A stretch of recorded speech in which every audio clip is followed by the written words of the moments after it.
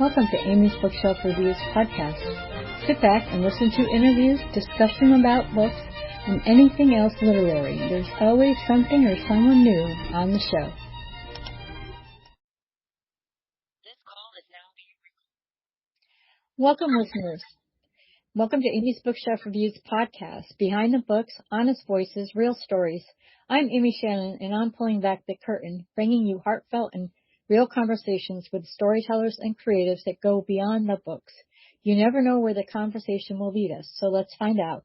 Tonight we have a guest who had help with a ghostwriter, Jason Norman, to write his memoirs. Thank you for joining us, and will you please introduce yourself and let people know how to contact you if you wish? Hello, everybody. I'm John Hinckley. I've just come out with my memoir. It's called Who I Really Am. It just details my life from day one till now. It's available on Amazon. So I hope you'll go out and buy this book. It's in paperback, hardback, Kindle. So please buy this book.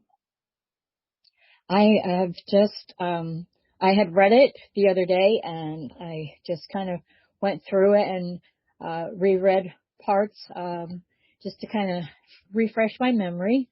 I'm getting old, so it's not always there.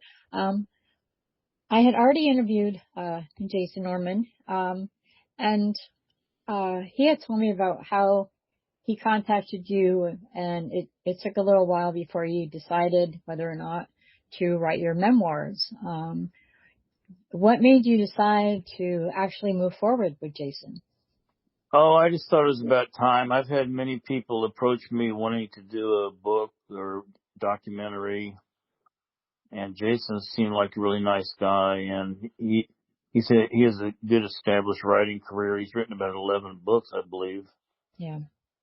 And so, I started meeting him, I believe it was back in February of this year. And we just collaborated and came up with this book, which is finally released on December the 9th. So how was it difficult to kind of, go back to like your childhood and kind of relive, how you became, how you came to be where you are right now? Yeah, it's very difficult. I don't really like to think about the past too much. I mean, the dark past, because I had a dark past in my late teens, early 20s. And it was hard to dredge up all those old memories and talk to Jason about it. But I feel like it's something that I needed to do and get it out. And because the book, in the end, it's a positive book. It's about where I am now. Right. And I'm a million miles away from the person that I was in 1981 when I committed my crime. So yeah, it was hard to talk about it, but if you read the whole book, you'll see, that I'm doing quite well now. Yes, I am really, I'm very glad you are doing well. Having mental health issues, sometimes you never get back to a so-called normal.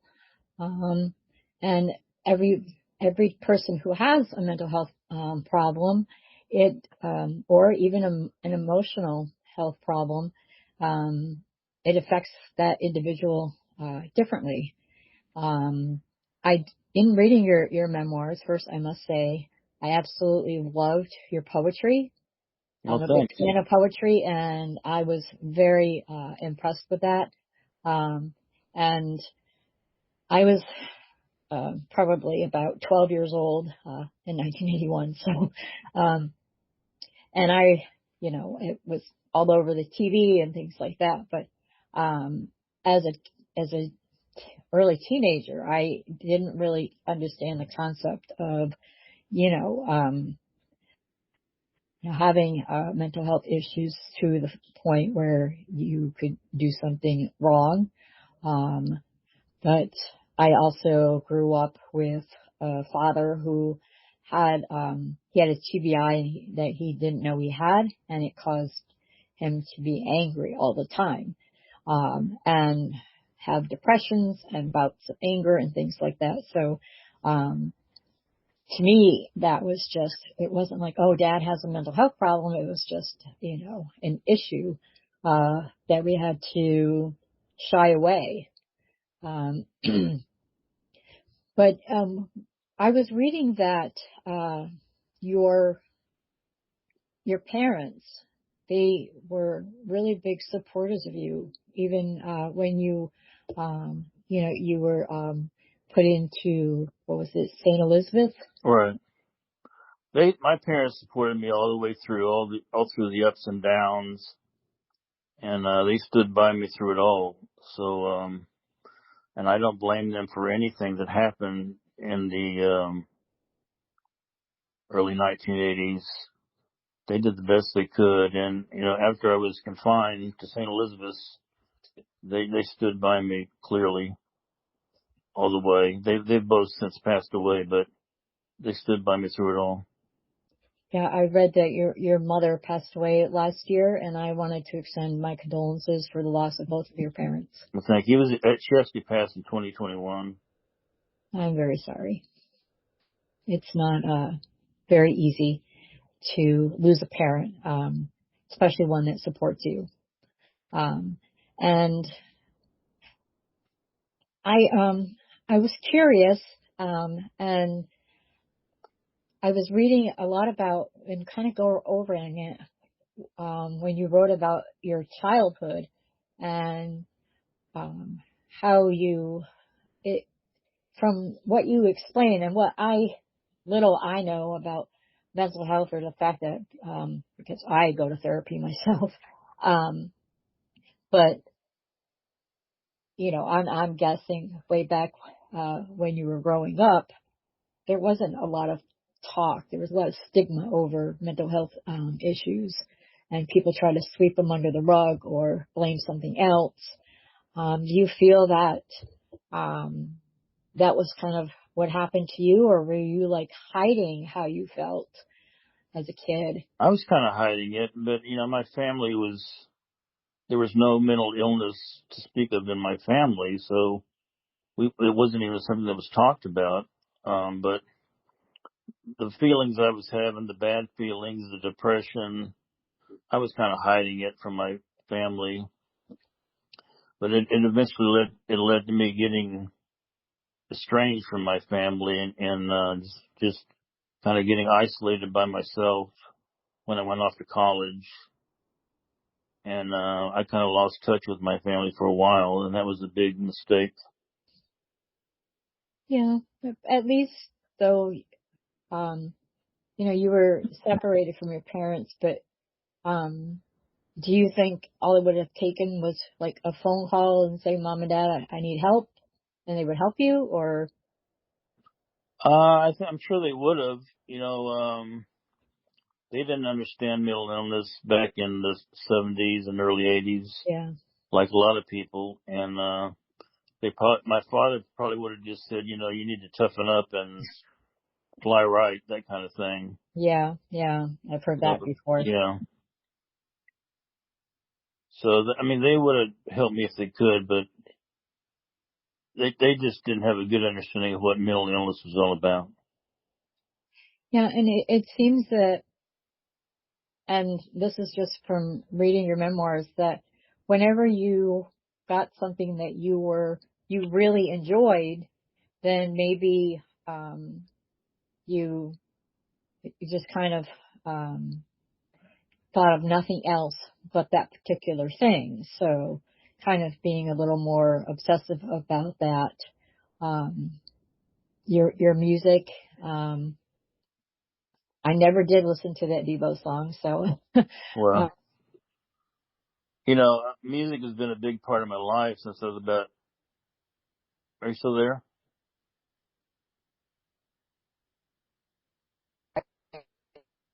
You back? You back? said we lost connection, but I edit that little part out. But as I was saying, I really liked that poem, Pretend, and in all of its I guess just is what you say is so, um, it's so truthful, of what you were thinking, what you were feeling. And, I wonder, have you ever, I know you've wanted your poetry put, um, to music and things like that, but have you ever thought about publishing your poetry? I don't really have the poetry anymore. When I was in my early 20s, I was writing a lot of poetry, and those poems have kind of gotten away from me. I'm not, some of my poems were introduced as evidence in my trial. Hmm. I think that particular poem was one of them. But I don't just have all my poems laying around to where I could gather them together and put them in a book. Yeah, yeah. So you don't write anymore? Not poems. I mean, I write songs. Hmm. That's my poems now, my lyrics. Yeah, yeah. So, I mean, that is, um, something I'd love to listen to some of your songs one day. Well, just Uh, go to Spotify. You can, all my songs are on Spotify and the streaming sites. oh, great. Yeah. I will do that. Um, because, this will appear on Spotify as audio. But do you think when um, I know I'm a writer, I'm not just a book reviewer or a podcast host. A lot of times I wrote poetry and short stories, and I found that sometimes just writing it didn't matter what I wrote. It was just kind of a release for me. Right. Um, I was a victim 20 years ago of domestic violence where my husband tried to kill me. Or what? Um, so just because he decided to choose drugs over his family, so it was my fault, I guess. Well, sorry to hear that. Thank you. And I've been having, I have some physical and PTSD and um, ups and downs, so I can kind of understand a little bit. Um, but I raised my sons, and we made it. Actually, we probably were much better without them. So it was like a turning point in my life, not necessarily um, bad or good. I mean, it wasn't. It was terrible, but uh, I don't look at it like that anymore. It um, shined a light on to me, telling me that um, this is a new fresh start. Right. And so I've continued to write, and sometimes, and I did write write about it, and um, but it felt good to get it out, but also, I had people that I mean, I was the victim, well, survivor, and people would still look at me differently. I can't imagine how, you know, how you are treated. Um, I mean, you did your time, getting well, um, and how, and I know when you were released, you lived with your mother, um, and it was great to have that support. But once, you didn't have any restrictions, how do you go about, um, your daily living, trying, not to revert back to what you were 20, 30 years ago? Well, I live here in Williamsburg, Virginia, with my two cats.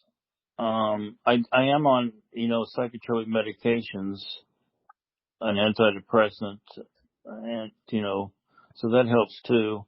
I also have a doctor that I see every other month, just for like a check-in call with Yeah. her. Not a call, I go to see her. So that helps.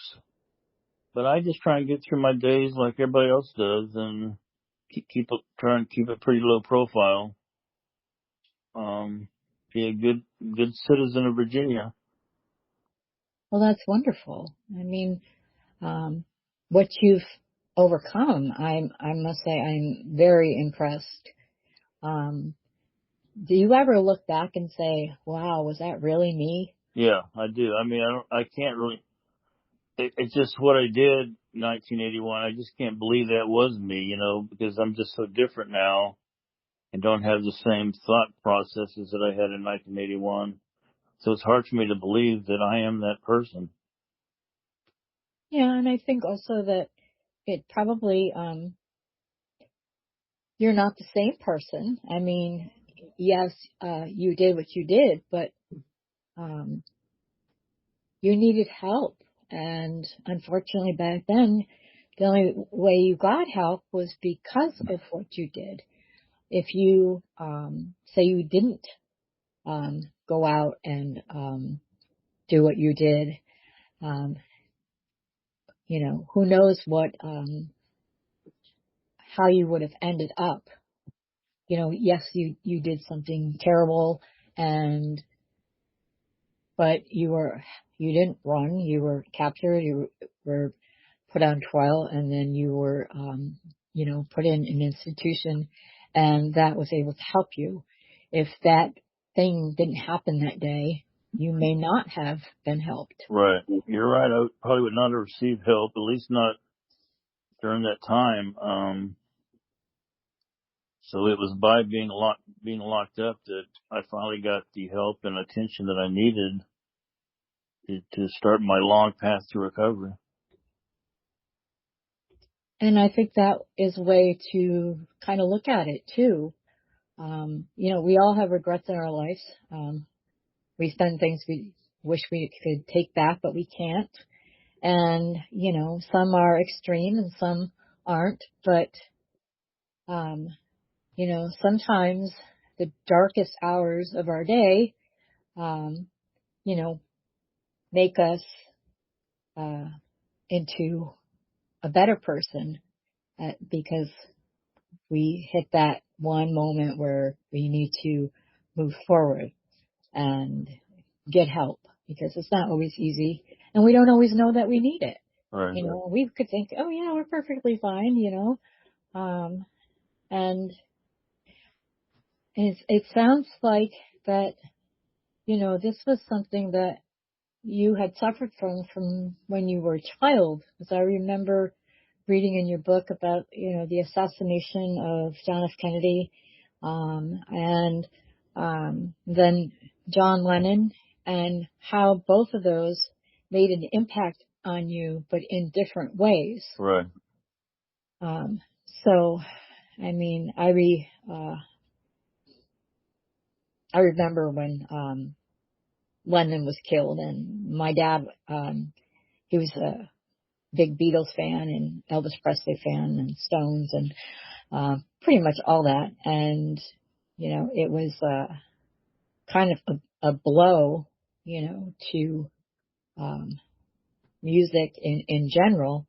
And I think music should be something that is um, that can help you. So your music and your lyrics, do you actually write the music to it, or Yes, I just do. I write all my own songs, and I would say that music has been a big part of my recovery. It's been, music has always been in my life, it seems. But now with my songs, to get them out there and have other people listen to my songs, that's a good feeling. I have people now who say that my music helps them get through their day, and that's a good feeling. well, that is remarkable, and I'm guessing that it helps you get through your day Yes, too. it does. Certainly does. Do you listen to your music? I do. Yeah, it's on, as I said, it's on Spotify and all the streaming sites. It's on YouTube. I listen to my music. I have an album out that I listen to from time to time. It just helps me get through my day too. Yeah, I most of my day is spent having music, even if it's in the background, Right. and it just kind of it helps. Um, and I guess sometimes it depends on the mood, but sometimes it's okay to play sad music. Do you have any other, um, is there other music that you listen to, other Yeah, artists? I collect vinyl records. I have a nice vinyl record collection. I listen to other people's music a lot. Yeah, it's not just my music. Hmm. And I always kind of revert back to the music from the 60s and the 70s. That's my favorite music to listen to. Yeah, I get that. My dad's, in end stage dementia right now, and I kind of, inherited his vinyl collection, and we used to swap vinyls, before they came back and were retro or whatever. So yeah, I do play a lot of his records Yeah, just to, or I'll put Presley on just to, feel closer to him because he doesn't even know what food is anymore. wow, Yeah, he tries to eat his own clothes. So, wow, but I just, keep pushing for him. I have to take care of him, the best that I can, and usually it's just getting reports. But, um, I, I really am honored that you're on my show, and I really, after I read your book, I was really, I guess, kind of enlightened, and not in just a way that, to see how your life and then how you got to where you are right now, which is amazing. Um, and, we're coming on generations that are like, John Hinckley, who? And I yeah. don't mean that in a way. When I was telling my sons that I was doing this interview, and that was kind of what I got. And I'm like, okay. Well, I'm like, well, maybe that's good. Uh, and, that is a good thing. I mean, back in the day, I was in the news every day and a real big deal. But now this new generations, most people don't even know who I am. But the younger people, I'll say. So that can be a good thing.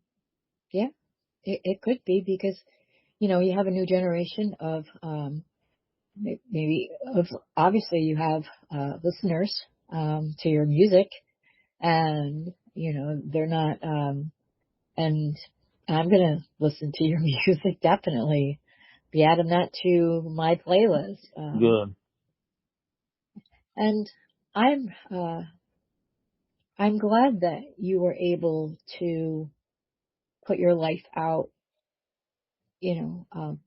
talk about your childhood and, growing up, and, especially your college years. And what I found was kind of interesting, and I was just wondering if it was another way of hiding from your family, where you would tell them that you were doing better than you actually were.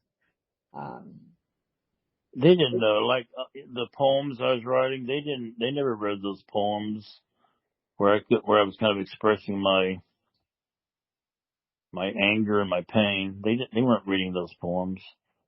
So they just really were unaware of how bad off I was until the day of my crime.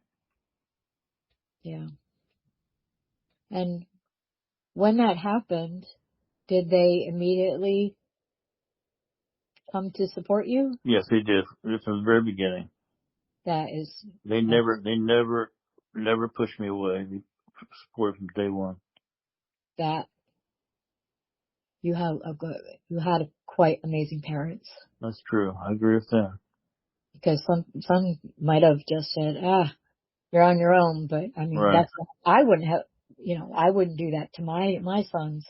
Um, but so I definitely, you know, commend your parents. What about your brother and sister? They also stood by me from the very beginning. They never turned their back on me. I just from throughout it all, I had a very supportive family. You were very lucky to have that family. Yes. And I'm sure that kind of led to, knowing that you had that support also probably, I don't know, maybe it motivated you to really overcome what obstacles were standing in your way to get healthy again. Right. Yeah, their support and love helped me through it out. Of course, my faith in God helped me through it all. That And, is, I just never gave up, even when I was in my darkest days at St. Elizabeth's. I just kept on keeping on, and I finally got my freedom. and now that you have your freedom, do you feel like it's freedom? Yes, I'm a free man now. I'm free from the courts, and I'm as free as anybody else walking around. So I truly feel free now. That's wonderful. Yeah, you are, I must say, I am very impressed with how you have recovered and how you continue to, like you said, you take your meds, you talk to your psychiatrist, and I know from personal experience, even though it's not the same, but just being on your meds as opposed to not being on your meds. If I skip a couple days and then I am just so out of sorts. Right. Um, but as long as I maintain them and I don't lie to my therapist, I tell him the truth about how I handle certain things, and he, kind of, he actually listens to me. So that having, a good psychiatrist, somebody who listens to you is very important as Oh, well. of course, sure. But you are, I must say that if I said I was proud of you, it just probably would sound strange, but I don't see that, I remember it played over and over and over in the news and how I didn't realize until after everything that, how, you were able to just walk up to them and, do what you did. And I know it changed a lot of things, but, so I think maybe it didn't just change things for you, but it changed, safety and security, for other people. And, but I am so glad that you are well and you're doing your music and you're just trying to live your life like everybody else. That's right, Amy. Just trying to live my life like everybody else. Yeah. Every morning I wake up, I'm grateful that I actually woke up. So Sure. I completely understand. Uh, John, it's been such an honor to talk with you. And I really just, for this, I wanted to not just focus on,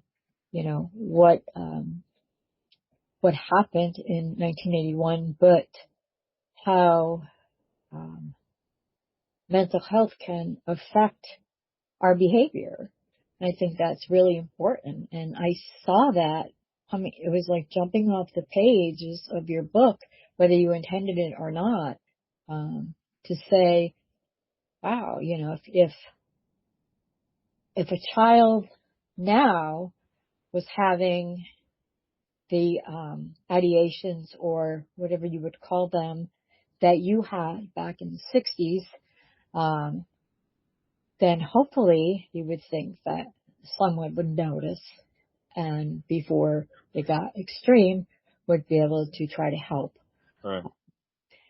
But yeah, then we also have to remember the times have changed and sometimes it takes something bad to happen to make something good out of it. That's So true. I really thank you, John, for being on my show. I really appreciate it. Well, thank you, Amy, for spending some time with me, and I hope you do well in your life too. Thank you. So I'm just going to close out the show now. It's the end of another great conversation, and thank you for being on the show, and thank you, audience, for listening. If you wish to be a guest on the show, go to amysbookshelfreviews.com/podcast and schedule your pre-recording. Please follow this podcast on Spotify. I'm Amy Shannon. Be safe, be well, and always be kind.